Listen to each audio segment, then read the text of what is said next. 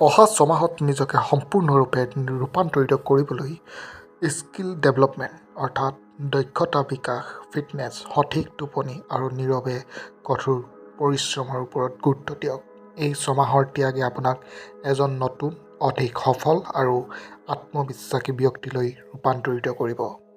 ছমাহৰ ৰূপান্তৰ পৰিকল্পনাসমূহ: নীৰৱে থাকক, কাম কৰক, বেছি কথা কোৱাৰ পৰিৱৰ্তে মৌনতাক আঁকোৱালি লওক আৰু নিজৰ কামেৰে উত্তৰ দিয়ক। এই দক্ষতা বিকাশ কৰক।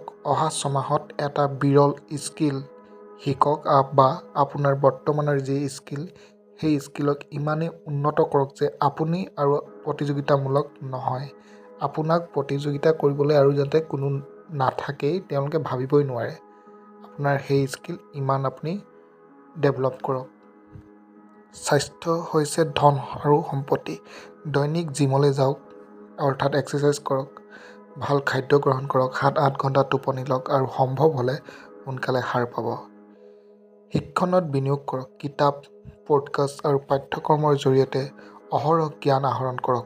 ডিজিটেল ডিটক্স, ফোন ব্যৱহাৰ হ্ৰাস কৰক আৰু ছ'চিয়েল মিডিয়াৰ নিচা দূৰ কৰক, যাৰ ফলত আপোনাৰ মূল্যৱান সময় ৰাহি হ'ব।